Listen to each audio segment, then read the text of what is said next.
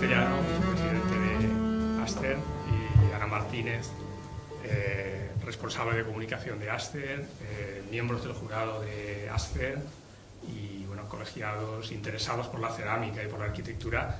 Pues bienvenidos a todos a este acto que repetimos todos los años y que ya resulta ser un acto pues quizá de los más entrañables que hacemos en el colegio, ¿no? Estamos comentando antes que ya esta es la 16ª edición de estos premios Aster, que han ido acompañados de 16 conferencias por los presidentes del jurado, ¿vale? Y siempre es un honor y un placer pues poder disponer de aquí de un arquitecto de reconocido prestigio que sin duda esperemos que, como todos sus precedentes, imparta una conferencia magistral que nos haga disfrutar de estos momentos, ¿no? Poco más. Al mismo tiempo también pues agradecer a todos los que habéis venido, al jurado que mañana tendréis la responsabilidad de fallar estos premios Aster, pues vuestra asistencia a esta conferencia y la aceptación de alguna manera para formar parte de ese jurado que sin duda tenéis una responsabilidad y que de alguna manera da prestigio a los propios premios, ¿no? Dicho esto, doy la palabra a Pepe y a Ana para que hagan la presentación del jurado. Yo lo que quiero es presentar al jurado, primero gracias a vosotros, a la Escuela de Arquitectura de aquí, bueno, y luego estos 16 años que estamos viniendo aquí, vosotros nos recibís, siempre es muy bueno porque hemos intentado sacar la cerámica un poco dentro de las casas, dentro del estudio y que se esté presente en la arquitectura. Y esto la verdad es que ha funcionado mucho. Ha funcionado durante estos años y yo quiero presentar a Jorge Silvetti, que será el presidente del jurado. Jorge Silvetti, nació en Buenos Aires, se graduó... ¿Qué? Sí, ya lo sé. Sí. Es que luego está Jaime, que esto es ya como si fuese un premio Nobel de literatura. Sí. Bueno, pero él después también Ana nos hablará de Silvetti cuando estuvimos abriendo las cátedras de cerámica, que las cátedras de cerámica ha sido muy positivo, sobre todo por los jóvenes que están estudiando arquitectura, los jóvenes que están estudiando arte, los que están estudiando cerámica, pues poco a poco se han abierto y ha sido muy positivo para todos. Bueno, como Jorge Silvetti lo va a desarrollar Jaime Prior, hablo también del resto del jurado. Está Elías Torres, que realizó sus estudios de arquitectura en la Escuela Técnica Superior de Barcelona, la ETSA, obteniendo el título de arquitecto en 1968 y de doctor en 1993.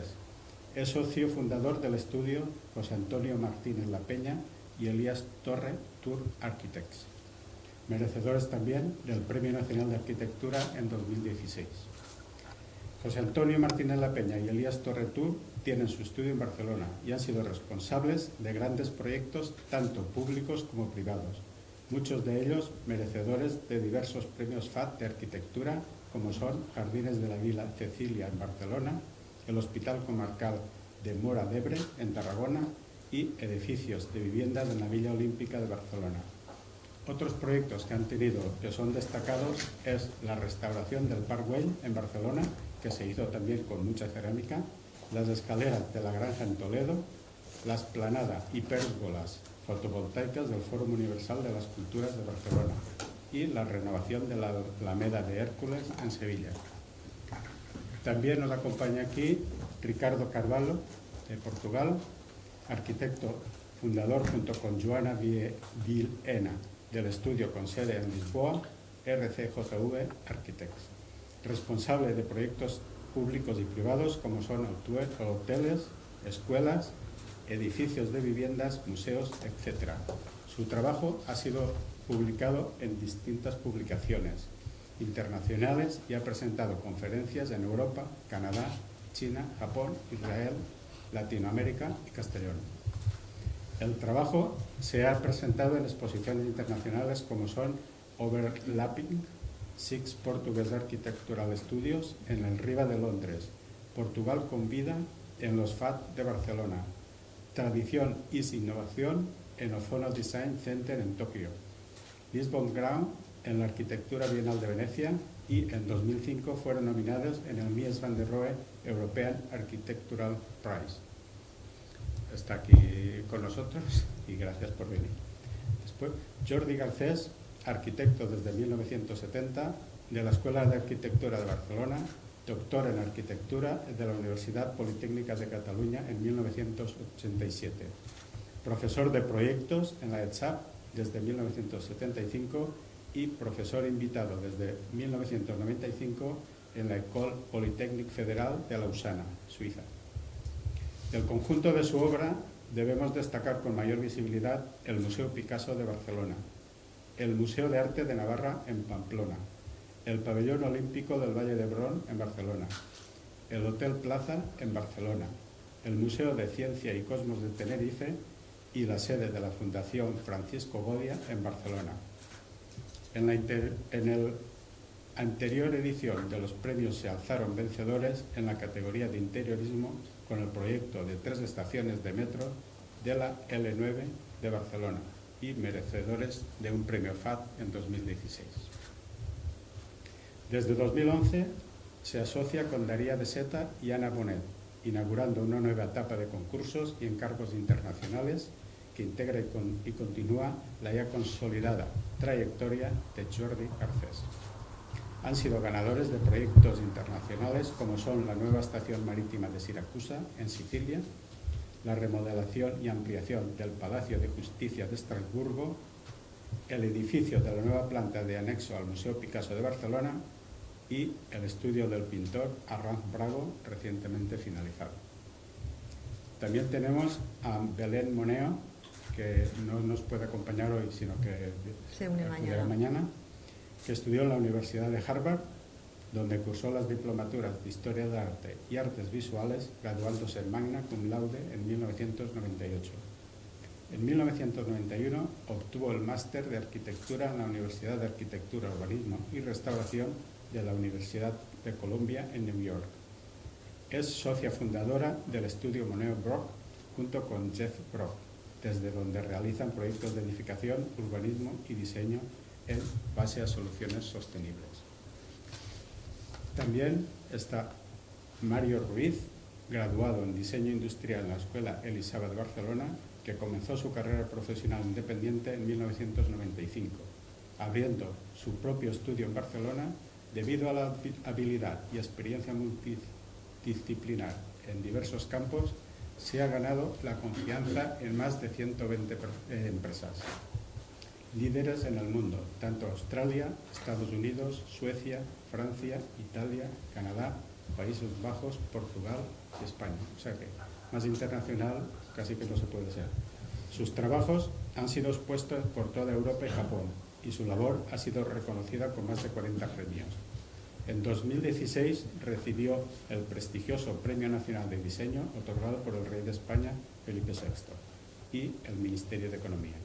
También es ganador de los premios Delta de Plata otorgados por ADIFAB, Asociación para el Diseño Industrial de Barcelona. En Europa y en Estados Unidos ha recibido reconocimientos como son el Red Dot If Design Plus y los premios Wallpaper. En 1992 y 2002, Mario Ruiz fue profesor de proyectos industriales en las escuelas de diseño EINA y Elisava de Barcelona. Ha dado numerosas conferencias en Tokio, Singapur, Nueva York, Londres, Dubái y Chicago. Y por último, que todos lo conocéis, a Ramón Monfort, amigo de Aster y de la cerámica, que fue miembro fundador del Centro de Diseño Cerámico, presidente del Colegio Territorial de Arquitectos de Castellón y decano del Colegio Oficial de Arquitectos de la Comunidad Valenciana. Su trayectoria hace gala de una amplia experiencia siempre en consideración de los valores más sostenibles y sociales y ha sido reconocido por obras como el Palacio de Congresos de Peñíscola y la Galería Canal.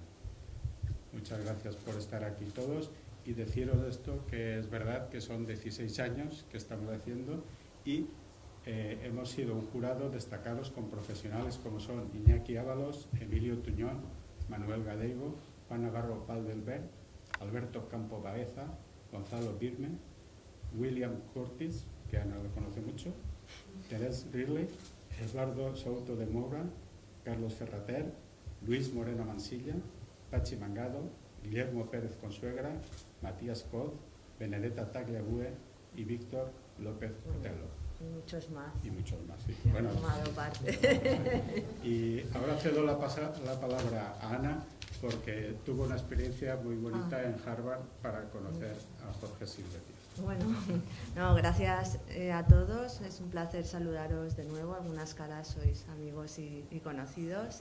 También quiero agradecer públicamente al jurado que hoy nos acompaña, que es un lujo estar con todos vosotros, al colegio, a los patrocinadores y también pues a los participantes en el premio, que se han presentado unas 85 obras en conjunto.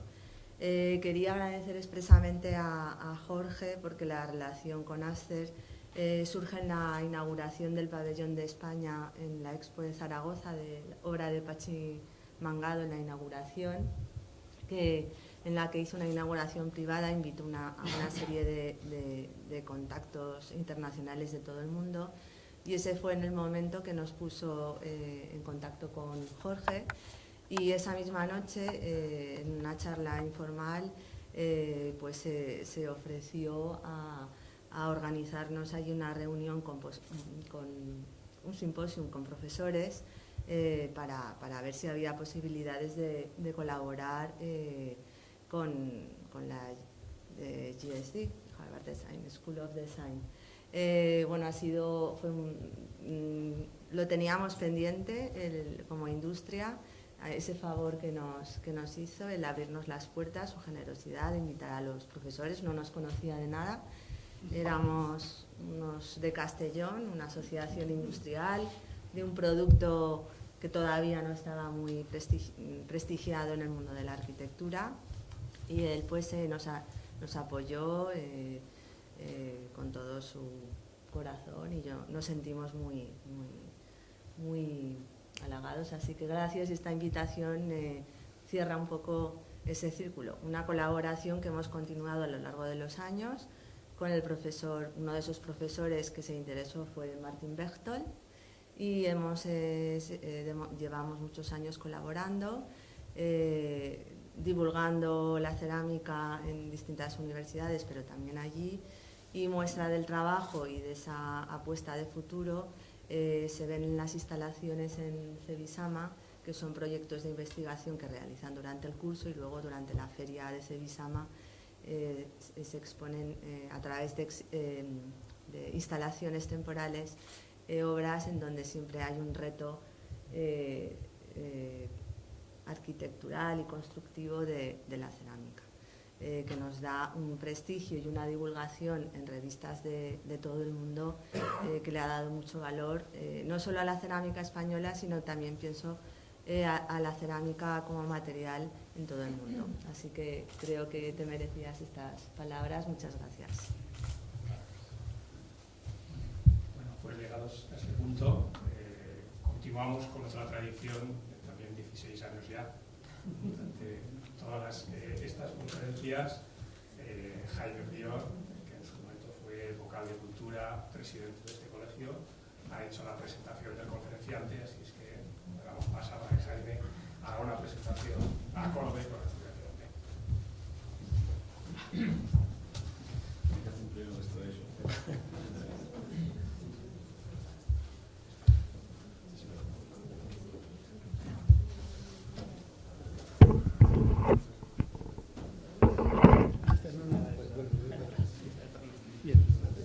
Te voy a robar unos minutos. Bueno, gracias. Yo primero y después pasar el preso. Pones en medio. Yo me pongo 6, eso pasa. No te preocupes. Buenas tardes. Yo quiero iniciar esta presentación agradeciendo al colegio y a Aster su renovada confianza en mi persona para introducir al presidente del jurado de los premios de este año 2018. Debo confesar que me siento sumamente ilusionado con la presentación de este año. Es un gran honor introducir y glosar la figura de este arquitecto, que llega para completar ennobleciendo la larga y prestigiosa lista que Pepe acaba de recordar de los presidentes de estos ya consolidados premios de arquitectura. Presidentes que siempre tienen a bien, como es el caso, impartir una conferencia en el salón de actos del colegio. Jorge Silvetti nació en Buenos Aires. Nació el mismo año en que Edward Hopper pintó el célebre cuadro que tituló Nighthawks, Halcones de la Noche. Allí Hopper condensó todo un sentimiento de soledad y melancolía, el decaimiento de una sociedad industrial urbanizada que, habiendo alcanzado un altísimo nivel de confort, veía cómo se rompían todos sus sueños en la más cruenta y global guerra que había conocido la especie humana. Es este el año siguiente a Pearl Harbor, el año de la batalla de Midway y de la derrota del Afrika Korps. Las calles están vacías en la pintura. Nadie circula. La luz es intensa, pero parece no iluminar a nadie. Los ciudadanos restan ausentes y ensimismados. La doble transparencia del bar permite ver más allá de su acotado interior como una esperanza de salida, pero todas las puertas de atrás se mantienen cerradas. Es una imagen que explica lo que representó el año 1942 del que hablamos para la civilización humana. Jorge obtiene el diploma de arquitectura en la Universidad de la capital de Argentina, continuando sus estudios en la Universidad de Berkeley, en California, donde alcanza el nivel de máster arquitecto y consigue su posgrado en el área de teoría y crítica arquitectónica. Y se convierte en ciudadano estadounidense. Desde 1975 es profesor de arquitectura en la Graduate School of Design de la Universidad de Harvard, donde en el 1983 deviene profesor titular de diseño arquitectónico y teoría del diseño. Allí también, entre los años 85 y 89, fue director del programa de máster en arquitectura y entre 1995 y 2002 ha sido el director del Departamento de Arquitectura de esta universidad, donde continúa ejerciendo su labor en el campo de la enseñanza. Nuestro presidente del jurado ha sido también docente, entre otras, en las universidades de Berkeley y Carnegie Mellon de California, Palermo en Italia, Nihon de Tokio y en el Politécnico de Zúrich. Con carácter adicional, indicar que ha venido formando parte del jurado de los premios Pritzker desde 1996 y desde el año 2000 también del jurado de los premios Mies van der Rohe para Latinoamérica. En cuanto a los muchos galardones que ha recibido, solamente deseo apuntar que en el 96, en 1986, recibió el Premio de Roma de la Academia Americana y que ha sido el primero en recibir el Progressive Architecture en sus tres categorías: arquitectura, diseño urbano e investigación.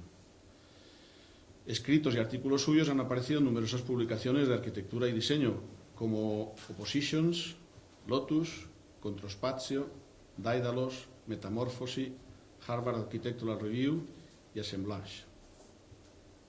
Silvetti comienza a trabajar con Rodolfo Machado en 1974, incorporándose formalmente al estudio común en 1985. De esta simbiosis profesional del estudio Machado-Silvetti han surgido proyectos construidos tan correctos e interesantes como los siguientes: el Museo de Bellas Artes de Utah, en Salt Lake City, tan hispánico en sus recursos como holandés en sus composiciones. Es una especie de Dudok renovado por la experimentación constante en el aparejo del ladrillo. La correctísima y sugerente Biblioteca Pública de Boston, Alston Branch, del año 2001, que bien pudiera haber surgido de la mano del gran maestro finés de la modernidad.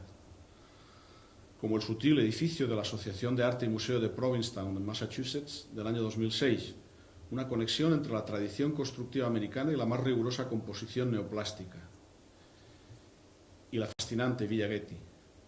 La Villa Getty, el campus académico y los jardines públicos anexos, situados en un lugar prodigioso, dominando el Océano Pacífico en la ciudad de Los Ángeles. Un proceso de construcción prolongado durante más de 10 años, hasta el 2006, y de la que guardo un particular recuerdo. Un proyecto titánico, donde más que la restitución tipológica merece consideración el esfuerzo por sistematizar y entender la arquitectura del paisaje como verdadero motor del proyecto. El complejo volumétrico del Museo de Arte Chazén para la Universidad de Wisconsin del 2011, donde el edificio resuelve y cualifica la totalidad de los parámetros espaciales y urbanísticos de esta pieza de ciudad.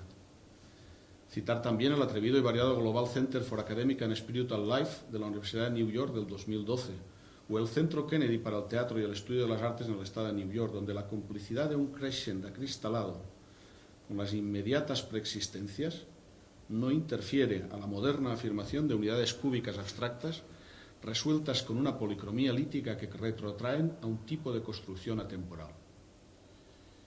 y sobre todo la fantástica ampliación del Centro de Estudios Asiáticos junto al Ringling Museum of Arts, posicionada claramente como pretendido contraste con el edificio existente, pero abordando aspectos de absoluta contextualidad. Su profundo compromiso y atención a la construcción de la fachada es el contrapunto perfecto a la dureza de una forma tocada de la elegancia corbusierana.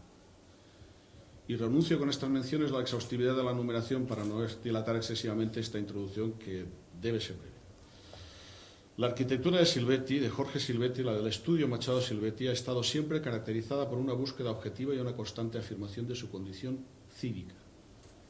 Su concepto, tal vez excesivamente latino de la ciudad, se ha explicitado con autoridad sobre una arquitectura, la estadounidense, que en muchos casos no guarda una relación tan directa con el hecho urbano como la nuestra. Ha representado un afortunado contrapunto para toda la cultura americana de calidad. Para ellos, para Machado y Silvetti, el barrio, los espacios públicos, los mismos edificios se proyectan siempre como parte de la ciudad. Son una pieza más de este complejo programa social constante que es la construcción urbana. Y sus piezas más representativas, los equipamientos culturales, los han hecho crecer siempre con vocación de crear espacio exterior. Debo recordar en este punto el segundo puesto alcanzado por ellos en 1976 en el trascendental concurso del Parque de la Ville de París. De nuevo, la arquitectura del paisaje como específica cuestión del arquitecto y del proyecto, ya sea arquitectónico o urbanístico, porque para ellos, y me atrevo a apuntar que para mí, ambos son inseparables. Demuestran así cómo esta vocación urbana manifestada desde aquellos momentos álgidos del posmodernismo puede evolucionar de manera fecunda si se combina con el compromiso de la modernidad. Modernidad aprendida y recordada no solo históricamente con referencias a Aalto y otras tradiciones europeas y americanas, sino manteniéndose al corriente de los nuevos tiempos y las modernas tecnologías, que les permiten experimentar visiones y formas derivadas principalmente de los nuevos parámetros de una materialidad voluntariamente compleja y especulativa. En efecto, Jorge, el progreso de nuestra disciplina no consistía tan solo en disponer un remake de la tribuna de Lisinski delante de los peldaños de Providence, en Rhode Island, pero fueron necesarios aquellos gestos para poder llegar al punto donde vuestro buen hacer nos ha llevado y disfrutar de la arquitectura que habéis sido capaces de crear. Sin duda habéis contribuido en sobremanera a intentar divertir a las musas, porque vuestros principios estéticos están anclados en todo momento en la más sólida base de lo que se entiende como arquitectura. Esa que, como la música, independientemente del contexto, nunca se detiene. Por todo ello, y en particular por tu esfuerzo por estar hoy aquí, quiero darte las gracias en mi nombre y en el de las dos entidades que organizan estos premios de arquitectura. Tengo el gran honor en este momento de cederte la palabra. Muchas gracias.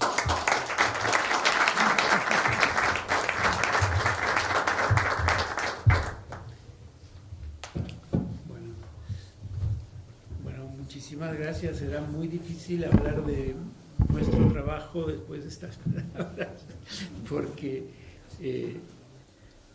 son elogios que me llegan mucho, pero también una interpretación, al menos de nuestras intenciones, con la que concuerdo. Espero que sea así.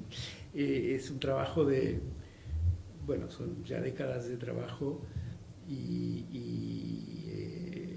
es decir, nuestras preocupaciones están muy bien reflejadas en tu presentación. Te lo agradezco realmente muchísimo. Es un público muy particular hoy. Generalmente las conferencias hoy día tenemos un público mucho más variado y generalmente mucho más de estudiantes. Y esta noche, en cambio, me acogen aquí mis colegas y pensé mucho cuál sería el tipo de conferencia que debía dar hoy.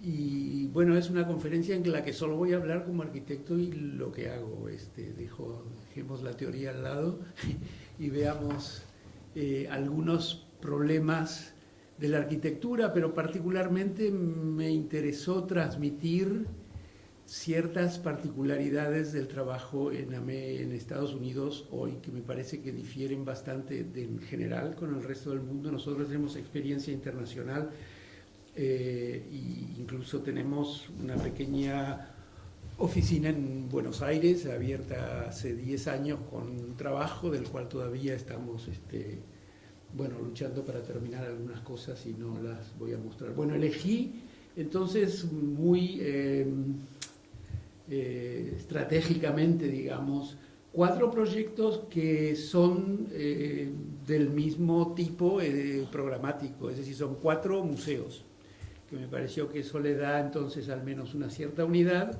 Son de los últimos 10 años, 2 están construidos, terminados, los otros 2 están ahora en proceso de construcción. Y me interesa entonces destacar no tanto lo que pienso que puedan ser sus méritos, eso queda realmente para vuestro juicio, sino más bien las condiciones de estos 4 proyectos que son totalmente diferentes. Donde los actores son muchos, siempre, en cualquier proyecto en Estados Unidos, las decisiones no son enteramente arquitectónicas y que varían en todos los casos. Empezando, la gran diferencia con los proyectos a los cuales estáis más acostumbrados. Estos son proyectos para instituciones, son todos proyectos institucionales, 4 museos para instituciones educativas, universidades o para una ciudad. Son proyectos que tienen el carácter de edificios públicos, pero que son manejados y financiados por privados. Es decir, que acá no hay injerencia de ningún tipo oficial del Estado ni de dinero público, salvo en ciertas pequeñas partes del proyecto y, por supuesto, la colaboración muchas veces, o si no los impedimentos del sector público en algunos de los proyectos. Vamos a empezar con el más antiguo, que es y lo mencionaron recién, que es el Museo Chazen, que es un museo existente. Esta es una ampliación a un museo de la Universidad de Wisconsin, una gran universidad estatal del estado de Wisconsin, que está en la capital, en un lugar bastante prominente, una universidad importante de estas universidades estatales. Es un proyecto que tiene una ubicación en la ciudad es la capital del estado, bastante particular. Vemos ahí el predio, digamos el área donde se debería hacer la expansión. A la izquierda, en ese rectángulo rojo, ven el edificio existente, el museo preexistente. Arriba el lago, donde está Madison, uno de los grandes lagos de Estados Unidos. Y la calle del centro comercial de la capital, que termina en esta calle, y esto constituye el campus más o menos bastante grande hasta acá de la Universidad Madison. Esta es la vista aérea de las condiciones existentes. Vemos ahí la calle principal abajo, es la misma orientación que la planta, y el edificio del museo preexistente de un arquitecto muy respetable, Harry Weese. Es de los años fines de los 60, principios de los 70. Un edificio muy típico de esa época, un museo muy típico de esa época, que es en realidad un monolito, un edificio muy cerrado en sí mismo, con planta central muy clásica y con muy poca apertura al resto, un objeto en el paisaje. Estos edificios a la derecha fueron demolidos y quedaba todo esto para la ampliación. Acá ven dos a ver, ¿dónde está? Esto se mueve solo. Dos fotografías de las condiciones preexistentes. La estrategia fue estrictamente urbanística de cómo ampliar esto, y fue muy simple a primera vista la idea de hacer una El programa a construir es más que el doble, pero la estrategia fue la de duplicar y al hacer eso, verdaderamente transformar, casi invertir la naturaleza de objeto que tiene el museo original. Al duplicar la masa de esta manera, con una simetría totalmente clara y sin problemas, se trata entonces de crear otro protagonismo, que es el protagonismo del espacio público, y que crea entonces una entrada al campus por un lado y por el otro un eje que conecta con el resto de la ciudad directamente con el puerto. No es que obviamente ese pasaje fuera imposible, pero no era un pasaje que estaba promovido por el campus mismo en su condición original.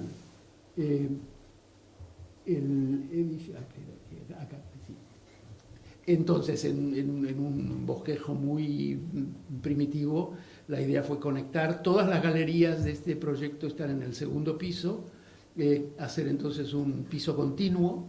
Los lados ven en la planta original una planta muy clásica, pero al mismo tiempo muy tímida y muy cerrada, con poca resolución, incluso en lo que parece una planta simple de la circulación, cosa que tratamos de arreglar y de cambiar en el proyecto. O sea que como masa el proyecto se presenta como una duplicación y como un cambio de centralidad, que la centralidad se convierte en el vacío del espacio público entre dos edificios que pierden el protagonismo que tenía el edificio original. Sin embargo, la planta baja, que es la que origina todo este espacio público bastante rico y distinto de lo que había, se orienta entonces al edificio nuevo, que es el que crea las condiciones de entrada y establece un desbalance importante que origina entonces toda la nueva secuencia del edificio. También se crea una plaza dentro del espacio público, simplemente marcando un precinto con un distinto material que digamos, lo vemos adentro y afuera, acá y acá. Esto es interior, esto es exterior, y esta es la entrada principal del público. Esta planta tiene todas las nuevas funciones típicas de los museos que se requiere ahora, que no estaban en el original, y que da lugar a muchas de estas expansiones hoy día: los auditorios, el restaurante, partes de funciones públicas y de educación, y sobre todo una nueva galería, que es la que está aquí sobre la calle, la galería de exposiciones temporarias, directamente a nivel. Aquí tenemos esta planta ya más detallada. Y los cortes a lo largo del eje que lleva al río. Esta sería la visión de esa plaza con toda esta fachada vidriada que la vamos a ver en un minuto. Entonces, esta es la conexión del museo ya finalizada a nivel del segundo nivel de las galerías. El corte de los dos edificios, el corte a través de los lucernarios de la entrada, y entonces el nuevo presencia del museo en la ciudad, que ahora es, bueno, por un lado la banda que continúa el piso de las galerías, es realmente la pieza arquitectónica que arma todo el lugar, al mismo tiempo que el gran portal hacia la universidad y hacia el lago. Lo demás son eventos que realmente pasan a segundo plano. La resolución de esa banda es bastante importante, es crucial en este proyecto porque tiene su propia narrativa. Elegimos exactamente la misma piedra del edificio original. Nos pareció que si hacíamos el esfuerzo de duplicar era una decisión obvia, pero en cambio introducimos sí una variación que, digamos, casi, que por eso la llamo narrativa, porque es casi cinematográfica, en la medida en que comenzamos a colocar las lajas de piedra con alguna intención de crear un poco más un pattern, digamos, no organizado, y al mismo tiempo, a medida que nos movemos, empieza a ser tallado de una manera que termina entonces acanalado, y de allí continúa en toda la parte nueva y da la vuelta y termina nuevamente en el puente. Esta es la vista hacia la ciudad desde el espacio público que creamos con la adición de este edificio. Esta foto es importante porque muestra también que el puente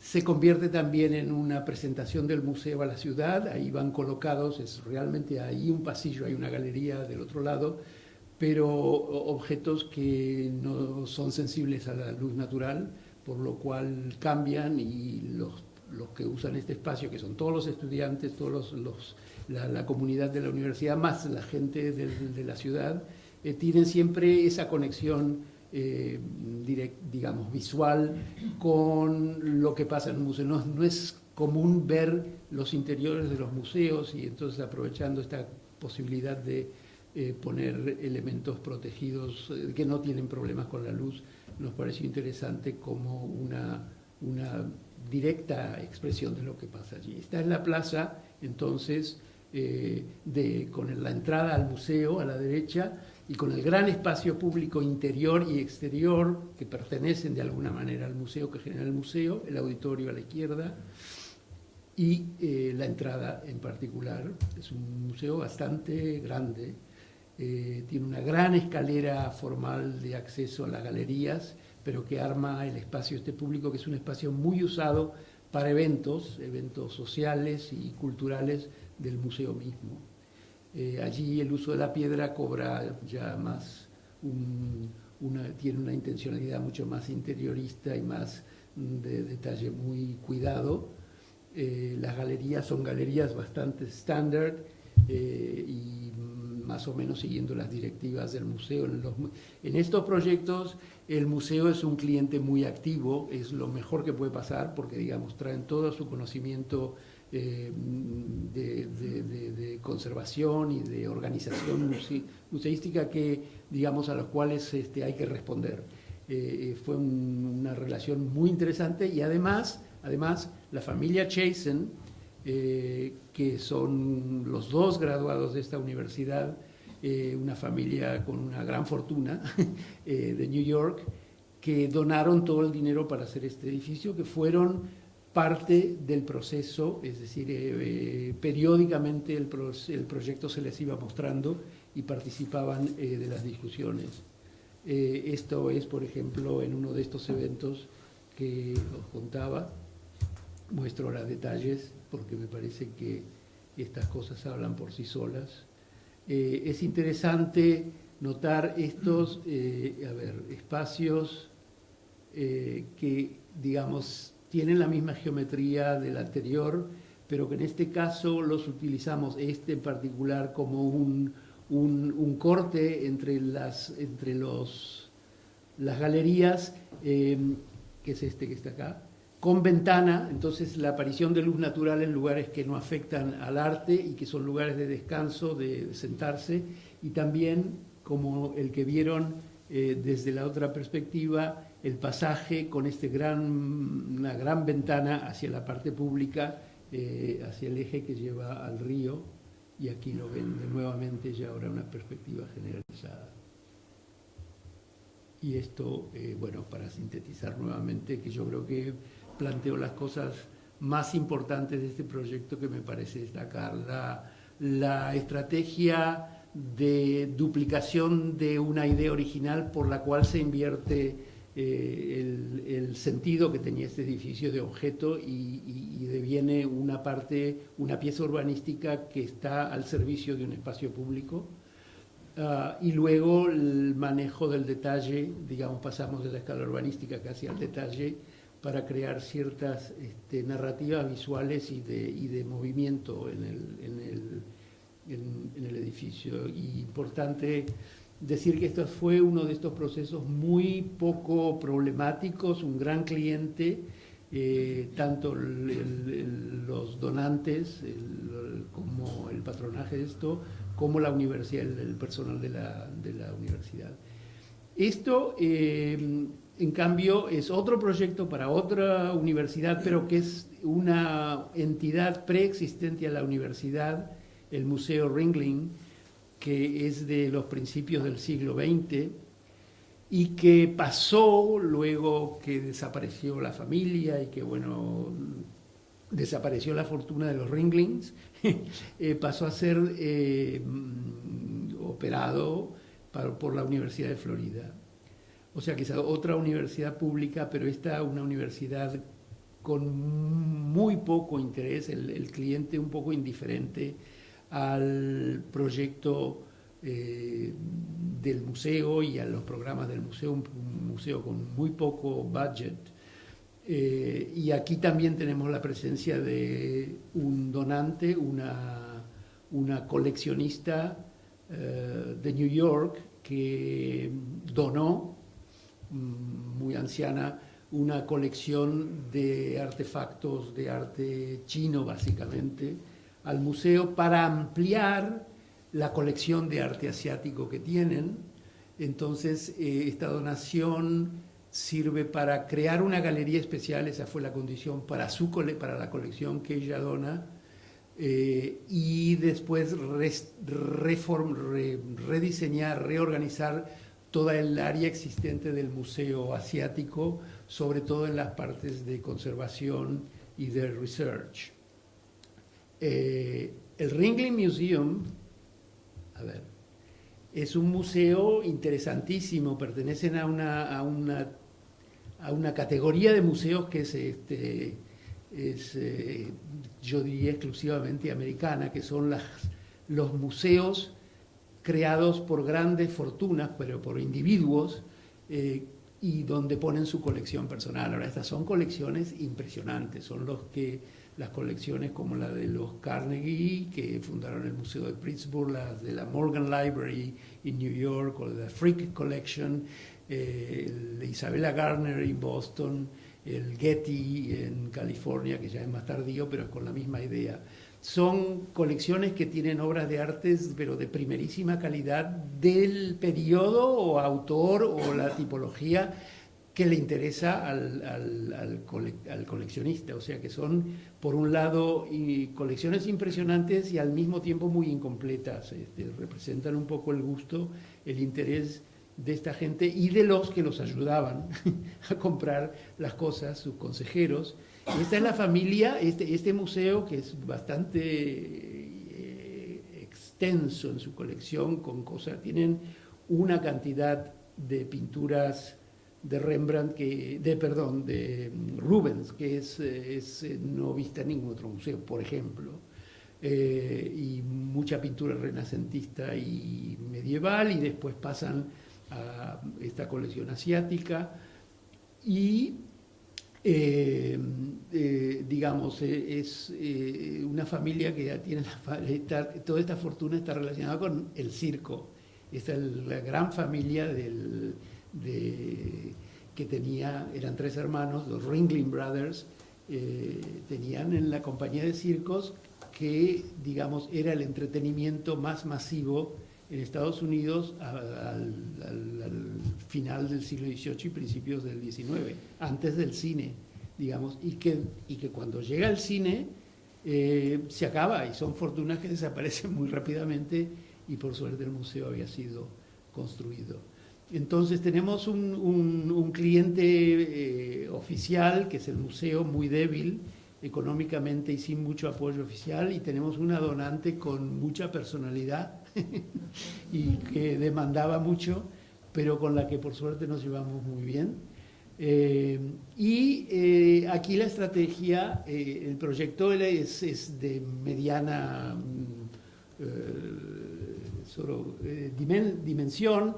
Había que conectarlo, eso sí, con este edificio relativamente nuevo, que son todos los laboratorios de conservación para todo el museo. Y el ala de arte asiático es esta, que teníamos que remodelar y transformar en toda una parte totalmente nueva y con las tecnologías presentes. Y la idea era que el pabellón, que la colección de esta dama tenía que ser puesta en un pabellón que fuera distinto a todo lo demás de lo que había, ¿no? Esta entonces es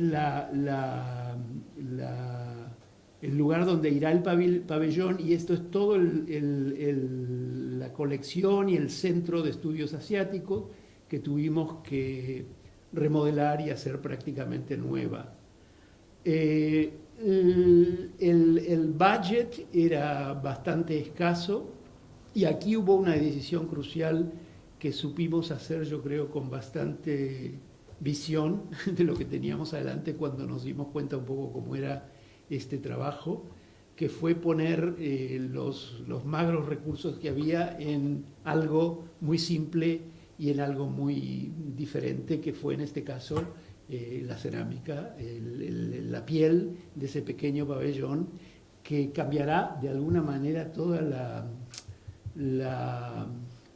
yo diría, el balance que tiene esta planta. Creará casi un nuevo foco de atención que lo veremos en un momento. Este es el museo, visto ya desde el otro lado, la parte que se abre al lago y al mar. Acá estamos en el Golfo de México, en la ciudad de Sarasota, en Florida. Esta es la parte del centro asiático, y a la que le agregaremos adelante el pabellón. Ahí está entonces la planta. El proyecto va de aquí hasta aquí, y este es el pabellón que agregamos con un espacio público que genera y una conexión en puente con esto era muestra el lugar donde irá el pabellón y donde termina el actual, aquí. Esto es lo que vimos. Pero decidimos entonces realmente no intervenir de ninguna manera que afectara la integración de lo existente con el edificio anterior. Solo esto es en parte lo nuevo con el pabellón. Acá vemos la planta baja y ahí la planta que conecta con el puente, este es el total del edificio a nivel del segundo nivel.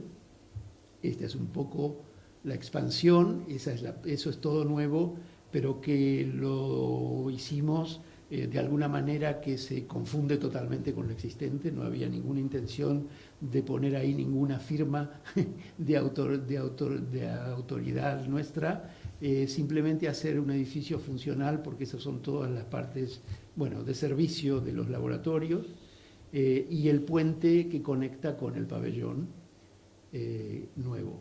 ¿Okay? Ahí vemos un corte a través de esa conexión, y aquí el corte ya en la otra dirección del pabellón con el edificio de conservación, y acá ya vemos el pabellón sí mismo. Dadas las condiciones nuevas de código, en vista de toda la experiencia que tienen en Florida con los huracanes, que son tremendos y cada vez más tremendos, todo este edificio está concebido para aguantar un porcentaje mucho más alto de los más grandes huracanes que ha tenido Florida, y además el requerimiento era que la parte donde estuviera el arte tendría que empezar en el primer piso, por lo cual decidimos ponerlo directamente sobre pilotis por problemas de inundaciones potenciales, y calcular entonces, toda la estructura y también la piel, que es lo más importante de este proyecto, en función de estos huracanes, que son, ya sabemos todo, la increíble fuerza que tienen y las cosas que pueden destruir. En cuanto al museo, la colección que llegaba al museo estaba constituida por está constituida, aunque todavía no está instalada completamente. La donante está viva y todavía los tiene en su posesión. Pero son elementos pequeños de ese tipo, muchísimas piezas de jade, y con una prevalencia del color verde. Y aquí vemos algunas de la cerámica que estarán en la colección. Y bueno, ya aquí, como siempre lo digo, un poco por arbitrariedad y gusto, Florida, una vegetación muy de mucho color y muy verde, el verde domina, fue algo que decidimos muy pronto, este pequeño pabellón será verde. y así, no tengo más que decir eso, un presentimiento de que iba a quedar muy bien. Y luego el estudiar, queríamos algo con muchísima textura y ya sabíamos que tenía que tendría que ser de terracota con brillo, que pudiera entonces reflejar y tener, destacarse muchísimo del edificio al que está adosado. O sea, son estudios de distintas posibilidades que hicimos muchísimo, o sea que todo el esfuerzo en realidad de diseño se pone, y también los recursos se ponen en esto. Estos fueron tests, lo hicimos con una compañía muy vieja en América que hizo las primeras terracotas de los edificios de Sullivan, o sea que estamos hablando de una compañía del fin del siglo XIX, pero que como todas las tecnologías de este tipo en Estados Unidos que son muy conservadoras, no había hecho nada de este tipo y estaban un poco contentos porque era algo nuevo, pero al principio un poco asustados. Trabajamos mucho con ellos directamente, la clienta encantada, la donante encantada, y el museo también se entusiasmó. Este es el corte, la arquitectura no podría ser más simple, como digo, se puso todo un poco en esto y en cómo destacarlo, y acá hay muchas fotos que se las paso para que vean el efecto, ¿no?, de cómo esto se destaca, cómo incluso yo diría hasta cambia el centro de gravedad de todo este sitio, y muchas cosas pasan verdaderamente al background, ¿no? Es interesantísimo, es fascinante, cosa que era difícil de predecir, los cambios de color y reflexión con poquísimos cambios de luz natural, o con cosas que pasan en el campo cuando pasan vehículos por acá, cómo activan toda esa fachada porque refleja muchísimo, y obviamente en la superposición con el verde son colores a veces inesperados, ¿no? Ya, como ven, ahora así que se las paso un poco rápido.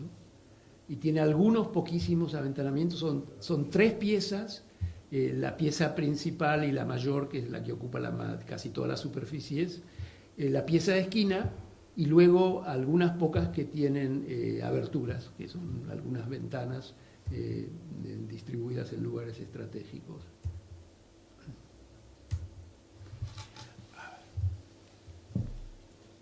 Ahí ven un poco lo de los reflejos y la cantidad de colores nuevos que genera, ¿no?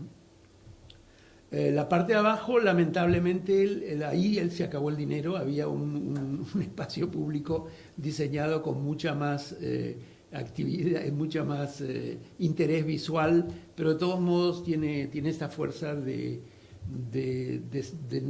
crear este espacio en pilotis típicamente moderno, pero que tiene una dimensión bastante discreta como para no crear estos lugares demasiado ensombrecidos y oscuros y sin vida, y que además provee una entrada bastante importante para lo que es un edificio pequeño.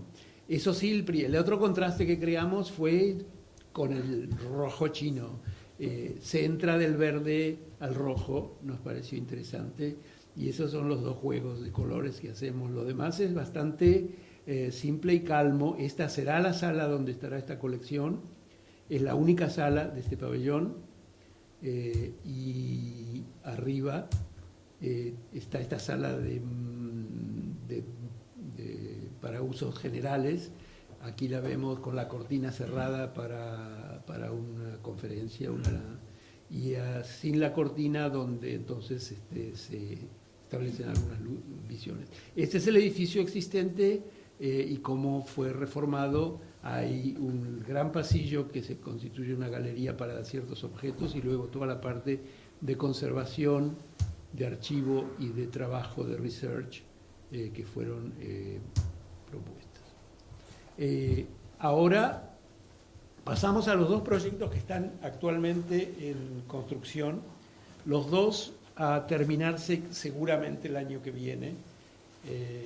aunque algunos pospondrán su inauguración, uno de los dos, hasta el 2020. Y acá estamos en otra institución universitaria, pero del tipo college, que es distinta, que no tiene posgrados. Son universidades a nivel de los 4 años de bachelor, como se llama en Estados Unidos, después del high school, de la educación secundaria. Es un colegio de muchísimo prestigio, muy importante y al mismo tiempo muy pequeño, un college muy rico, por su, ¿cómo se dice? Endowment, su dotación financiera que tiene dada por los donantes, y que también dependió en este caso de una cantidad de amigos, exalumnos en general del college, que dieron el dinero para construir este museo. Aquí es necesario hablar como preámbulo del tipo de museo que es y de los cuales hay algunos en Estados Unidos. Es un museo pequeño, con una colección amplia en cuanto a los momentos y tipos de artefactos y obras de arte que contiene, pero que está orientada básicamente, por un lado, a los estudiantes. El museo los usan los estudiantes en sus cursos de historia del arte, tienen acceso directo, y eso es parte de cómo cambia el edificio, porque se necesitan locales especiales adyacentes al depósito donde se hacen los seminarios, y los estudiantes tienen acceso directo a la colección y pueden traer los objetos a su mesa de trabajo y escribir sus papers mirando a un artefacto. Eso es típico de estos colleges que tienen programas museísticos. Al mismo tiempo tiene un programa, el programa museístico, que es el de tener cursos que preparan a los estudiantes para un trabajo de museo. Es decir, ellos tienen como trabajo de un semestre, por ejemplo, concebir y hacer una exposición ellos. Entonces hay 2 galerías pequeñas que solo la usan los estudiantes para hacer sus trabajos. Cómo interpretan ellos, se les da un tema y ellos hacen una muestra de algo, y prueban y se ensayan en eso. Es una cosa bastante única para un grupo pequeño de estudiantes.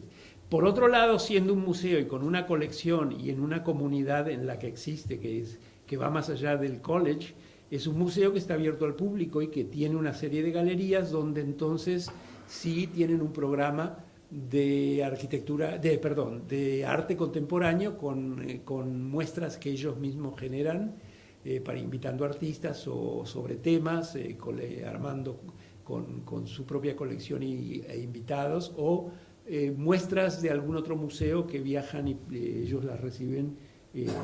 Por otro lado, aquí tenemos un caso en el cual el cliente fue un cliente muy generoso, muy interesado en este proyecto, y que ayudó mucho y que encontró siempre cómo ayudar al proyecto, pero donde tenemos el caso que también es muy típico en Estados Unidos, donde la comunidad se convierte en una especie de adversario de la intervención, porque el museo es uno de los primeros edificios importantes que el Pomona College construye, no dentro de su campus, sino dentro del pueblo, de la ciudad en donde se encuentra.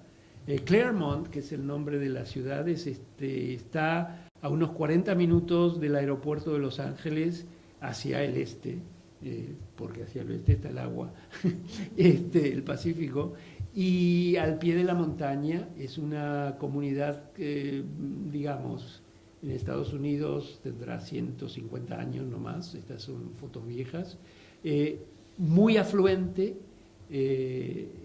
muy tranquila, y esta es la parte del centro. La parte azul es el college. El límite del college fue esta calle vertical, se llama College Avenue. Entonces todo el campus original está a la derecha, Estos azules ya son también parte del college, pero no son edificios clásicos del college, sino que más bien son edificios comprados que siguen siendo parte, digamos, más o menos de la ciudad. Y el sitio nuestro es una manzana en la cual había unas casas que fueron demolidas y que entonces es el primero visualmente y en términos institucional que tendrá una presencia del college en la ciudad.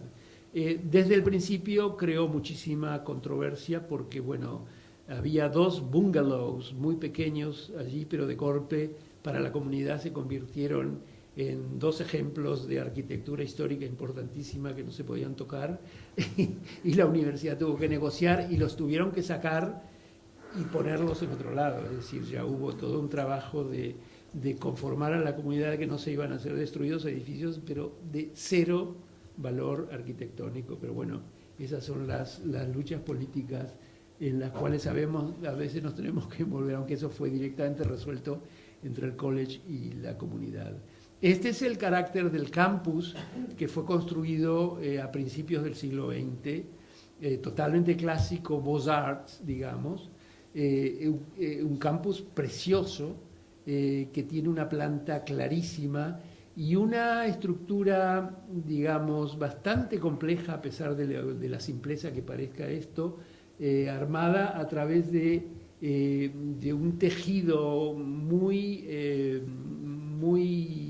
claro y al mismo tiempo que crea condiciones de variedad a lo largo de estos ejes que siempre se alinean con puertas, pero que van llevando de espacios públicos, espacios semipúblicos, patios, jardines, sólidos y vacíos, a medida que uno circula. Es un campus de un gran... Aquí tenemos, por ejemplo, algunas de esas enfiladas que van armándose siempre en conexión unas con otras y, como digo, a veces lo que es un corredor interior se convierte en la acera lateral de lo que es un parque. Es decir, es una experiencia siempre espacial, muy activa y muy ordenada y muy también fuertemente densa en cómo está tejida, digamos, si podemos usar todas estas metáforas, ¿no?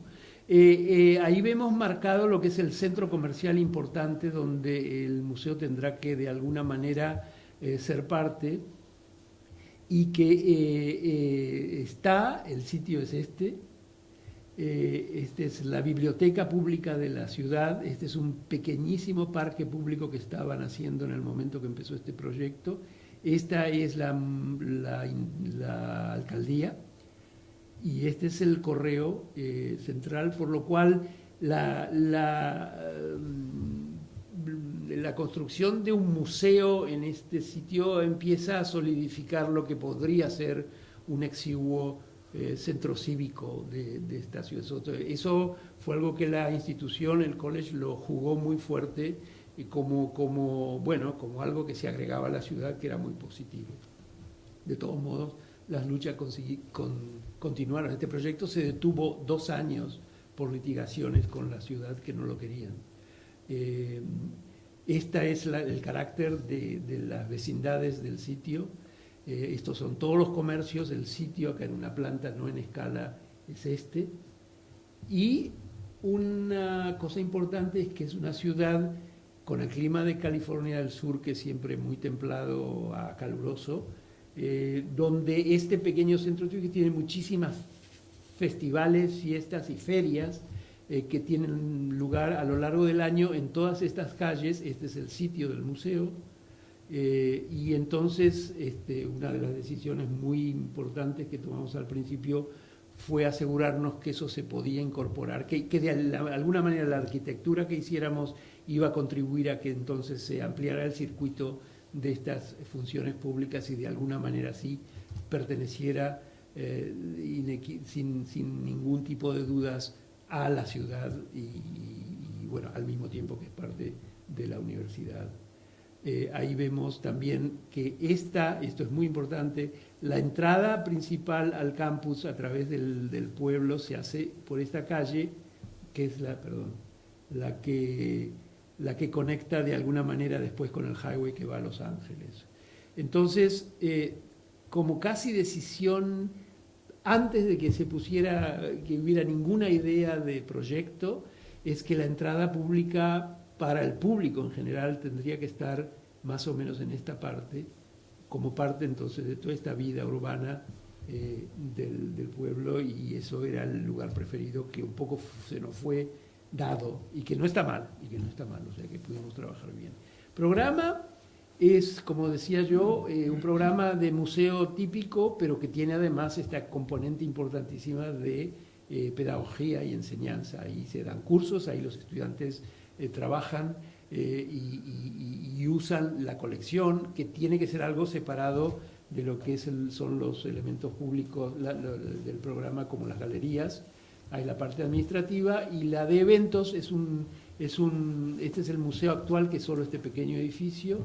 Todas las semanas, un día a la semana, a la noche, está abierto, y hay eventos en asociación con eso. Pueden ser conferencias o simplemente ágapes digamos, aperturas de muestras.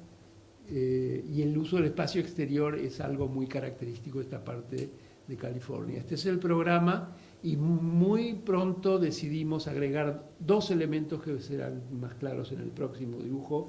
Uno que fue el patio, digamos, el patio con mucho verde, que un poco lo tomábamos de los preexistentes, de cómo está organizado el campus. Y esta es la organización del programa, entonces con un patio en el medio, en U, abierto hacia la calle College, y entonces con la parte pública, con la entrada, como decíamos, por aquí, en este rincón, y la parte de educación en esto, con una parte intermedia con las dos galerías para trabajo de estudiantes en el medio, y lo que es un nuevo componente, que dado por la circulación, que lo transformamos en una galería extra, pero es una galería no programada, una galería muy abierta con luz natural, para que haya objetos y cosas cambiantes de acuerdo al gusto de los que trabajan. Y esta parte es la parte administrativa. El sitio, a pesar de que estamos en una planicie bastante definitiva, de todos modos tiene una pendiente en la diagonal, que va desde aquí, de 3 metros más o menos. Y dado que desde el principio, que es un museo muy pequeño, y además por razones de conveniencia, que siempre es lo mejor en un museo, se decidió que todas las galerías, todas las funciones públicas estuvieran solo en una planta. El sitio es mucho más grande que las partes públicas del museo, por lo cual la decisión fue cuál es la planta baja, si está al nivel que es el más alto, o al nivel más bajo. Y bueno, después de varias consideraciones, decidimos que la más recomendable era ponerlo a la parte más baja, que entonces conecta con la entrada pública, por lo cual el patio queda entonces a más o menos 1,50 metros más bajo que la calle principal College, lo cual nos gustó mucho. Es decir, la idea de que está abierto, muy abierto, no podría estar más abierto, ya que es un patio, un edificio en U, con eso abierto a la calle, y al mismo tiempo con una especie de umbral espacial que además no permite una entrada simple, que hay que tener una especie de interés en ir al museo, porque hay que bajar, o sea, una rampa o escaleras, y que bueno, eso crea algo que sutilmente creará un cierto control del uso del museo, ¿no? Después las alturas permitidas, que son muy bajas, porque esto tiene una escala residencial, y el proyecto empieza a adquirir un carácter, si se quiere, residencial, más que el del tipo de institucional, algo que ayudó también a la aceptación final por la ciudad, porque tenían miedo que esto fuera un monstruo. Siempre se espera lo peor de los arquitectos en Estados Unidos. Y luego, bueno, ahora vemos ya cómo lo empezamos a estructurar a partir de esto. El patio, el jardín, que decidimos casi su dimensión a priori, ya que sabemos que teníamos espacio para jugar con el programa. El pórtico alrededor para crear una zona intermedia de sombras antes de entrar al museo, algo que la luz en California es fuertísima y verdaderamente y vibrante. La diferencia entre interior y exterior es fuertísima y me parece que eso hay que cuidarlo mucho en una entrada a un museo, ¿no? Que haya graduaciones de sombra. Eso lo trabajamos bastante con la otra entrada, la entrada al público. Está la parte de educación, que sigue en el subsuelo, y las salas de trabajo y de clases, las aulas de clases están directamente en relación, como decía, con los depósitos. Y luego un pequeño pabellón para los eventos relacionado con el jardín. Y la parte, digamos, ya que une todo, que es circulación y entradas y todo esto. Acá también tenemos un uso de la cerámica bastante extremo por la simpleza. El pedido de la comunidad en alguna de las reuniones públicas que tuvimos fue pedir directamente teja española, como tienen todas las casitas por acá. Pero bueno, logramos finalmente usando cerámica, pero es una teja plana, totalmente cuadrada, bastante grande. O sea que lo que tenemos es una línea continua roja, y el edificio, ya verán, es todo de hormigón a la vista. Bueno, las entradas es un edificio muy poroso, se entra por muchos lados, y esta es entonces la planta ya con los techos, unas ciertas variantes en la geometría de la cúspide de estos techos apiramidados, que tiene una inflexión hacia las entradas, que yo creo que funciona bastante bien. Vemos acá la planta, la entrada del público, por este lado, la calle de la ciudad, 4 galerías de arte, el lobby, esa galería que une, que está abierta, que tiene luz natural y que abre al patio, el lugar de eventos y las áreas de, bueno, acá es ya más la parte de atrás del museo, y acá tenemos, que me perdí, perdón, las 2 galerías para los trabajos de estudiantes, con un patio, esto está abierto, en el centro donde hay escultura, tienen algunas esculturas importantes de jardín que las pondrán y las irán cambiando. Estas son otras plantas.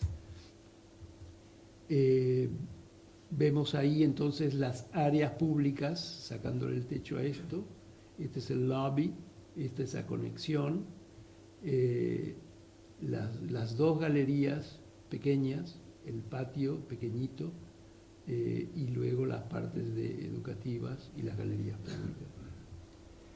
Un poco también ese tejido que decíamos de antes, tratamos de que fuera la manera de organizar nuestro edificio también, esto que les había mostrado antes, y nuevamente la posibilidad, la porosidad de este edificio, que bueno, con el público en general de la ciudad entrará por acá, pero en general toda la comunidad universitaria que está de este otro lado utilizarán el patio y el jardín como entrada. La entrada entonces del público por allí. Los pórticos son de madera y el edificio es de hormigón visto. Ahora veremos ya el edificio en construcción. Un corte bastante elaborado con esta intención siempre de controlar un poco la escala en una entrada al museo y las diferencias de iluminación. Acá volvemos a tener un poco más de luz en una parte oscura y un lucernario. Las galerías son muy simples. La esquina la volvemos a dejar con ventanas, en este caso, para crear un espacio de descanso entre las galerías que no tienen ninguna luz natural. O sea que acá se puede uno sentar y es justamente la esquina más principal del edificio. Y esta es la galería, está abierta, que decía, con 2 líneas, una exterior del pórtico de madera y esta la interior, donde están los objetos de arte que son visibles desde el exterior. La creación de una área de circulación positiva desde la zona de estacionamiento y desde la biblioteca pública, que siempre habían estado en una parte donde estaba, bueno, la base del recoger la basura y todas estas cosas. La parte de atrás, bueno, este edificio en realidad no tiene ya parte de atrás. La otra entrada desde la calle, el patio, que, como digo, cambiamos de lugar, no se perdió ningún árbol, hubo que conservarlos todos y cambiarlos de lugar. Otra de las cosas, el pabellón, que un poco tiene la idea de estos pabellones de parque para ser utilizados para muchas cosas. Estas son algunas de las funciones de las que pidieron, y que este muro, esto es también movible, desaparece y esto se abre al jardín en las ocasiones que sea necesario, como ahora, ¿no? Y luego el uso de este jardín para muchas funciones. Acá lo tenemos en una función nocturna, evento nocturno, para clases. Eso es muy típico en las universidades del oeste, cuando el tiempo está bueno, no hace mucho calor, a veces sentarse afuera y tener una clase afuera. Acá hay unas pequeñas gradas, aprovechando la pendiente del terreno, donde también se puede tener una clase o una conversación.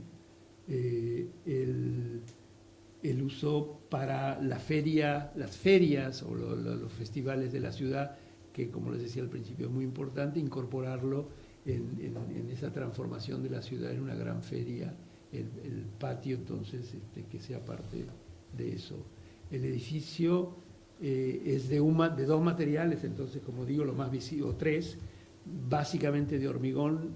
Eso fue muy fácil, contrariamente a otro. El hormigón tiene muy mala reputación en los Estados Unidos, pero todo el campus viejo, incluso del principio del siglo pasado, está hecho en hormigón por cuestiones sísmicas. Acá vemos los mismos que vimos anteriormente, pero fijándonos en detalle, es todo hormigón visto, pintado en este caso. El nuestro no será pintado, o si no prefabricado, elementos prefabricados como en este caso.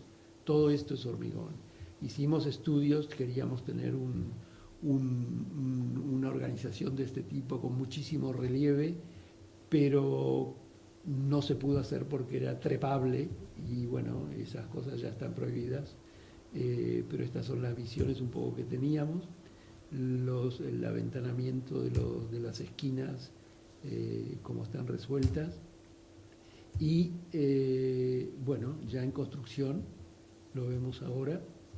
Y el hormigón, esta es unas ventanas de esquina, que tiene ahora esta configuración, las marcas horizontales, tiene un juego de sombras bastante bonito, ya está en construcción. Esas son las partes en cuando la madera está incrustada en el hormigón, que este es el mock-up de tamaño natural que se hizo para...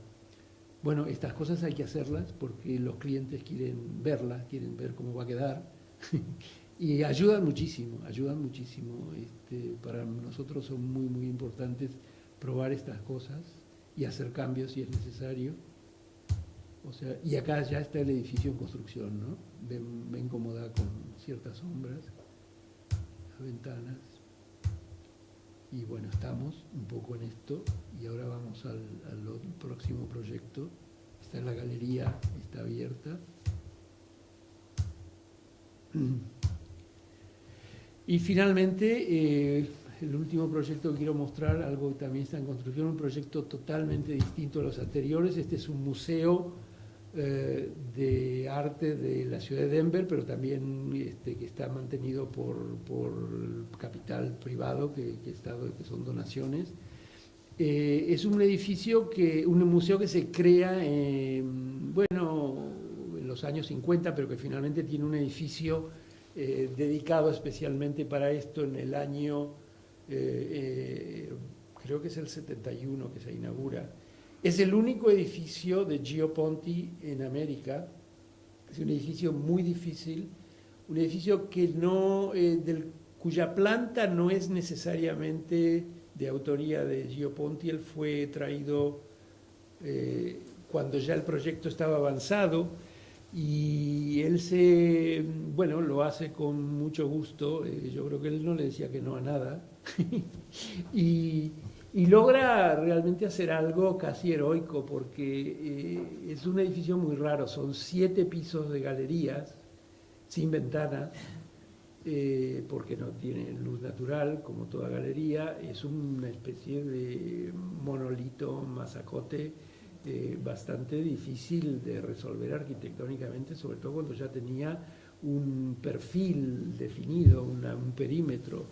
Él, digamos, a partir de su interés siempre en los patterns geométricos y todo ese tipo de cosas, y en su interés justamente en los mosaicos y azulejos, diseña un azulejo, llamémoslo, o una teja, en fin, rectangular,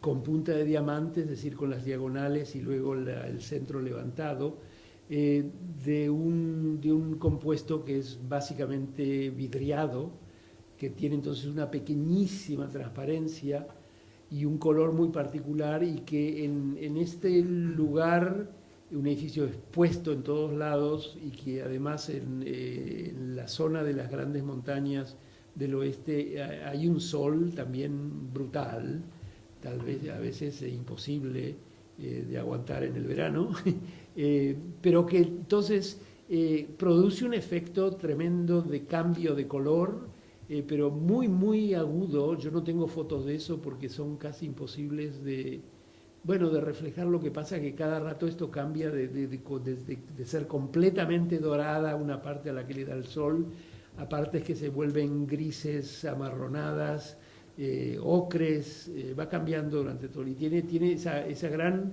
hermosura, es decir, del paso del tiempo y del cambio visual y del color. Y después la otra, que es puramente arquitectónica, que es la de haber prolongado esta piel por arriba del último piso, con la cual despega la piel del edificio y lo aligera totalmente. Deja de ser lo que parecía ser un monolito y de golpe se convierte en algo muy, muy ligero, que me pareció una genialidad, ¿no? Y además ese corte, por ejemplo, de curva, es muy interesante cómo aliviana todo esto, y luego con pequeños cortes y pequeñísimas entradas de luz en lugares muy estratégicos, ¿no?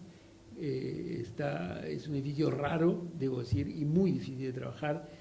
Nosotros, el encargo aquí fue remodelarlo completamente en el interior para hacer un museo de realmente a los estándares de hoy, por lo cual además le estamos agregando ascensores, por ejemplo, que hay que cortar las losas y cambiar las circulaciones, y luego poner todos los sistemas nuevos, sistemas eléctricos, sistemas de data que hay que poner ahora en los museos. En fin, es un trabajo tremendo, y al mismo tiempo, porque están muy orgullosos de eso, mantener todo lo Ponti que tiene este edificio, que son algunas terminaciones, los pisos, los solados, todas las áreas revestidas de cerámicas, en fin.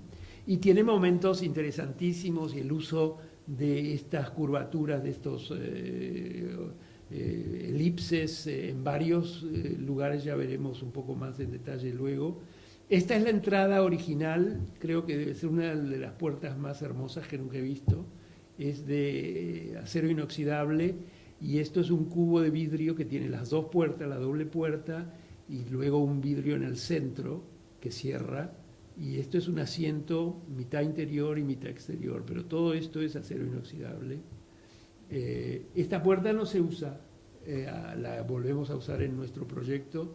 Y luego la otra parte del proyecto importantísima desde el punto de vista del museo, el encargo fue que había que ampliar, tirar abajo una parte que no la hizo ninguna, fue un agregado muy mal hecho, pero que es el que le provee la entrada y todo eso, y realmente aquí introducir todas estas cosas de la programática contemporánea de los museos para eventos públicos, para el restaurante. Un museo que tenga aspiraciones de ser un museo importante tiene que tener un restaurante bueno, no siquiera un lugar para comer, un restaurante con nombre, y otro restaurante más simple, más para comida rápida para los visitantes. Y luego un programa de educación gigante, que el museo, es un museo muy grande. Tiene el programa de educación, que esos han sido también elementos muy particulares de los museos americanos, sobre todo con escuelas primarias. Hay días en los cuales se encuentran en el museo hasta 500 alumnos, pero estamos hablando de alumnos que son problemáticos para alargarlos en un museo, porque son de 8 o 10 años, y entonces hay toda una cantidad de programas que sirve para esto: aulas, lugares de trabajo y lugares de recibimiento, en fin, es una parte programática muy, muy grande. Y luego agregar una galería más en este piso, que fue un problema bastante delicado por un momento. Acá vemos este museo que por mucho tiempo estaba solo, en un lugar casi abandonado de la ciudad, y que ahora es parte de un complejo que para nosotros fue el problema más importante a resolver. Ahí vemos de los años 80 la biblioteca de Michael Graves, construida enfrente mismo. Esta foto está tomada desde el museo. Pero bueno, hace 10 años, el proyecto de Libeskind, que amplía el museo con todo un nuevo edificio para muestras de arte contemporáneo que cambian, ¿no? Que es un edificio que se toma la libertad de cruzar la calle y es un edificio que por suerte no tuvimos que trabajar con el edificio, pero que también lo teníamos en las narices y es parte de la misma institución, o sea que es parte de la preocupación de qué hacer en este lugar. Esta es la llegada al museo, la que prácticamente el 90% de la gente tendrá, porque esta es la salida del parking garaje inmenso, que es un edificio muy gordo, en diagonal con el edificio de Ponti, con la calle en el medio. Se ve, yo creo que esto transmite muy claramente un poco el desconcertante que es este lugar, porque sabemos que estamos yendo al museo, pero no se sabe muy bien a dónde dirigirse. La puerta está en realidad escondida, no se ve desde acá, es esta, es la entrada al museo ahora. El museo del agregado Libeskind es un edificio totalmente independiente y tiene su propia entrada. Y entonces, este es el trabajo que tuvimos que hacer. No me voy a referir demasiado o casi nada al trabajo intenso, que es en realidad el trabajo más grande, que es toda la reorganización y restauración y cambios en el edificio grande de Ponti, sino más bien al problema arquitectónico, urbanístico, que creímos desde el principio que era el problema que había que resolver, o sea, lo nuevo, lo que estamos agregando, y un poco los espacios públicos. Es necesario conocer un poquito la historia. Esta es una grilla típica americana que, digamos, del Mississippi hasta California, cada ciudad más o menos tiene esta configuración de grilla. Es el año 1912. Este es el sitio del museo, pero ahí no está todavía, obviamente.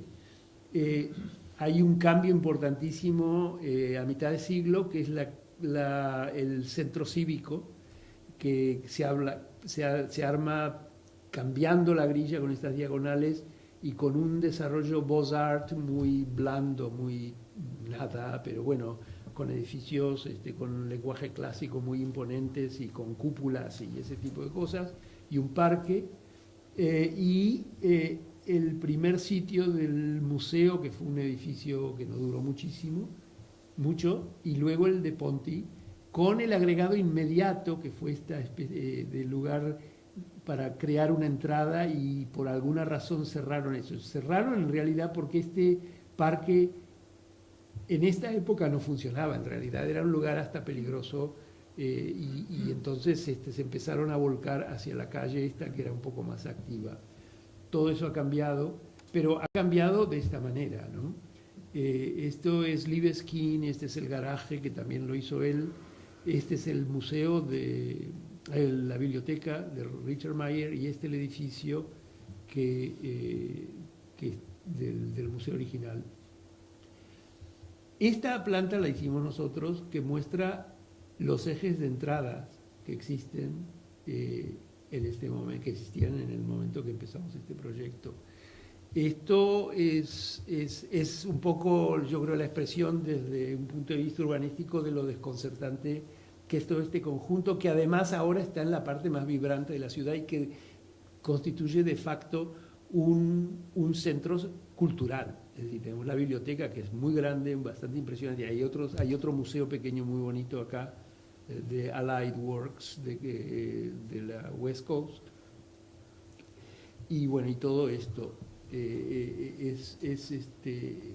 para mi gusto, conseguí dibujos originales de todos los arquitectos, reproducciones, y los puse juntos. Yo creo que muestran perfectamente el problema que se tiene acá. Es decir, nosotros tenemos un área de trabajo que no va a alterar el edificio de Ponti en nada, más que tratar de hacerlo mejor y ponerlo al día y restaurar lo que haya que restaurar. Y esta área de intervención muy importante para poner un edificio que no es comparativamente de las dimensiones de ninguno de estos, es más bien pequeñito. No pequeñito, pero bueno. Bueno, primero la idea de considerar todo como un sitio con un gran espacio público, empezando a descartar ciertas soluciones más bien obvias y que no nos parecía que iban a dar nada, como ser, por ejemplo, tratar de reconciliar la grilla de la ciudad con la grilla de Ponti. No íbamos a hacer, como siempre digo, un pequeño Libeskind tampoco, y ni tampoco continuar el vocabulario de Ponti. Acá había que poner no solo nuestra firma, sino también algo que estabilizara un poco esto y que les quitara el protagonismo y un poco la independencia que tienen todos estos edificios, que no es nada fácil. Creo que lo entienden ustedes muy bien esto, pero la ilustración, y que me sirvió mucho porque el cliente es un cliente ilustrado sobre todo en cuestiones de arte, fue mostrarles una pieza de Cézanne a la cual yo la modifiqué, pero presentándoles el problema de la naturaleza muerta como la de objetos que son totalmente distintos, materiales distintos, formas distintas y muy protagónicos en sí mismo, pero que finalmente para crear un conjunto que pareciera imposible necesitan, este es el cuadro de Cézanne, un elemento que no importa su tamaño, sino más bien su presencia, en este caso color y forma, que son directamente la aplicación de lo que hicimos en este sitio. Sabíamos que el edificio sería pequeño, pero bueno, empezamos con un círculo, y el círculo estará ahí. El círculo tiene esa gran ventaja de neutralidad en todas las direcciones, inmediatamente crea un centro, y después cómo se formaliza y se construye, qué material, ¿no? Entonces, la idea de que en realidad además fuera una linterna, un faro, algo que está en el medio. Por suerte la situación era centralizada, y en la cual, por su fuerza formal y material, todos los edificios son verdaderamente opacos y masivos. Este es totalmente transparente, vidriado, bueno, que tenemos fe en que se convertirá realmente en el edificio, lo digo inmodestamente, más importante del conjunto, y los otros pasarán a ser accidentes alrededor de esto. Entonces, ahí tenemos el proceso. Decidimos sí continuar entonces con la grilla ortogonal en sí misma del de Ponti en la planta baja, o sea que prolongamos todo esto, la planta baja. Estamos trabajando con prácticamente todas las intervenciones de vidrio y transparente de distintas categorías, y luego unificar. Este es un jardín subterráneo, digamos, más abajo un piso más bajo, porque todas las funciones la mitad de las funciones educativas van a estar a ese nivel, y abrirlo a la luz y conectar también con este otro jardín verde acá, que ahora no están conectados porque acá hay, bueno, una parte edificada, no tienen nada que ver uno con el otro. Hacer esa planta mucho más fluida. En la planta de Ponti tiene algo interesante, donde vuelve a recurrir la forma oval, en lo que debía ser en su proyecto original. El auditorio nunca se construyó, solo hay una especie de muro bajo en una parte verde acá que no se entiende muy bien para qué está. Esto es el edificio que tiramos abajo, entonces todo esto se prolongará. Y esto también ya nos dio la idea, con la persistencia de otras formas ovoides como esta, la de arriba, y cuando empezamos a manejar la planta de lo que era hasta ese entonces un círculo, descubrimos lo que es casi siempre cierto, que una elipse o un óvalo son siempre más útiles que un círculo, porque empiezan a tener una cierta jerarquía, al menos en este proyecto la idea de que haya un eje más largo que el otro empieza a dar una cierta posibilidad de variación importante. O sea que entonces el segundo piso es la gran sala que unifica todo y que tendrá muchísimas funciones, por lo cual hubo que diseñarla muy especialmente con ciertos elementos técnicos particulares. Y luego un acierto bastante bueno que nos permite organizar un área intermedia entre el nivel de la ciudad y el nivel bajo, que es importante porque eso se relaciona con todos los programas de educación. Es entonces una especie de patio a media altura al que se baja por pequeñas rampas, donde se concentran los niños que llegan para los programas educativos, los ómnibus se estacionan aquí, que es una calle que se usa muy poco. Entonces la entrada aquí, mientras los van, como yo digo, procesando a todos, y que se serán distribuidos o a la parte baja o a la parte alta, conectando esto en un jardín nao continuo con un puente nuevo, donde abrimos entonces la puerta esta como entrada ya para otros programas en el edificio del museo, la puerta original. Ahí está entonces ese patio, ya lo veremos en algunas perspectivas. Esto sería entonces la planta, la volumetría de lo que estamos poniendo. La salida desde el parking. Esta es la nueva planta entonces, con una entrada directamente enfocada entonces en esta línea y en línea con el edificio grande de Ponti, y la salida aquí del garaje que está aquí. Este es el edificio de Libeskind. Ya entonces, en eje con la entrada, hay una gran galería interna que vemos acá, donde pasan todas las funciones públicas, digamos, bueno, dejar los abrigos, sacar las entradas. El restaurante es que funciona cuando el museo también está cerrado, y esta es el restaurante rápido diario, que también está abierto, con un área exterior, mesas, y que balconean sobre ese jardín a un nivel más bajo, y este es el jardín intermedio que les hablaba antes. Y luego, como digo, la remodelación de todas estas áreas.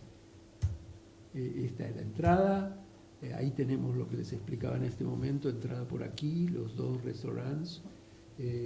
Y en la medida que se pasa ya la compra de tickets, esta es una nueva escalera que lleva a las áreas de eventos en el segundo piso.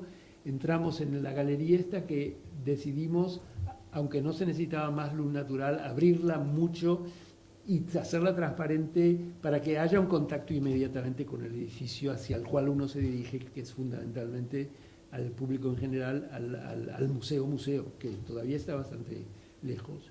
Estos son los materiales, los pisos de Ponti los estamos restaurando y además agregando todo el mismo material, madera preciosa.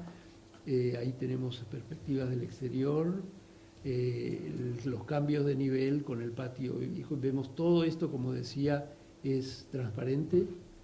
O sea que el edificio que es muy cerrado, con muy pocas luces a la noche y con algo totalmente brillante y iluminado, una linterna inmensa en la ciudad. Acá está el patio a nivel intermedio, el patio bajo, el puente con la entrada original.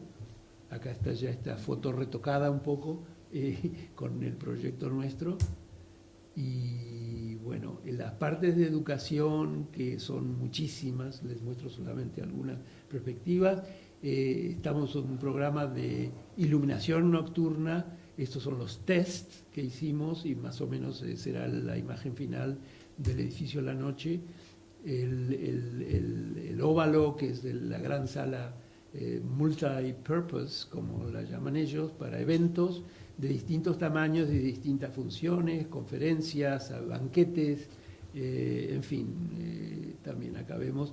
Y tiene una cortina tecnológica bastante compleja, pero bien resuelta, que se maneja eléctricamente, que cierra y crea distintas condiciones. La estructura son 4 columnas, una acá y otra acá, es en donde se enroscan estas cortinas, perdón, y después las otras 2, que son los ascensores, y una parte de servicio de la cocina que está acá, pero para cuando hay banquetes. Bueno, esto acá tiene en este momento, después cambió un poco, se está pensando hacer una parte que sirva también al servicio de comidas, ¿no?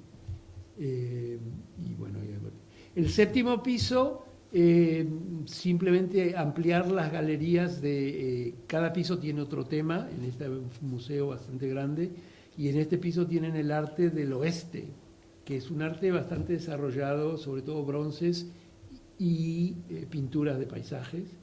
Esta es la galería existente, y en la parte esta que Ponti había... bueno, el problema acá era que no digamos, de entrada con el cliente discutimos que no queríamos tocar esta ligereza que tiene la fachada, no queríamos llevar las galerías hasta el frente, y usamos en ese caso una planta, acá está el modelo y la planta de Ponti, en la cual él pensaba hacer una especie de club privado en el piso superior de este edificio, y aunque no pudimos usar las curvas, sí la estrategia de él de separar de esos momentos en los cuales el muro, o sea que esta es una interpretación literal de lo que él obviamente quería, que era mantener esa ligereza de los muros a esta altura. Entonces la planta de las galerías nuevas, que tiene forma rectangular, es esta, pero digamos también con mucho cuidado no toca esos momentos. A ver, y bueno, estas son algunas de las perspectivas interiores de esto. ¿Cómo quedará entonces esto? La relación con la naturaleza es importante, que casualmente en este nivel será el arte del American West, y el American West es lo que está mirando este señor desde el balcón, que son las montañas, ¿no? Y bueno, este es el mock-up. Aquí esta es una persona del tamaño real del vidrio acanalado. Son los vidrios curvos más grandes fabricados, y en la China. Estos fueron enviados, se hizo el mock-up en Texas, y se hicieron todos los tests de viento, de tormenta, de agua. Encontramos unos defectos y se corrigieron en esta junta. Y bueno, es una pared, un muro bastante complejo, pero bueno, que yo creo que llega a lo que queremos. Acá vemos fotos de la construcción, la demolición y el comienzo de la construcción. La estructura, hoy me preguntaban, es como todo en Estados Unidos, básicamente acero, con las partes de hormigón corresponden en este caso los ascensores y circulaciones, y ahí vemos ya el avance del óvalo. Y dejo acá. Muchas gracias.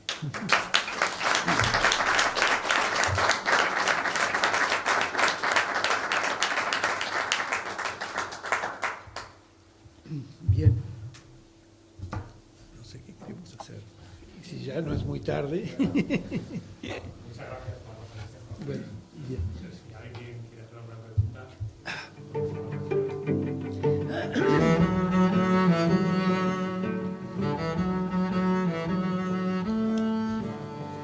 Bien, gracias.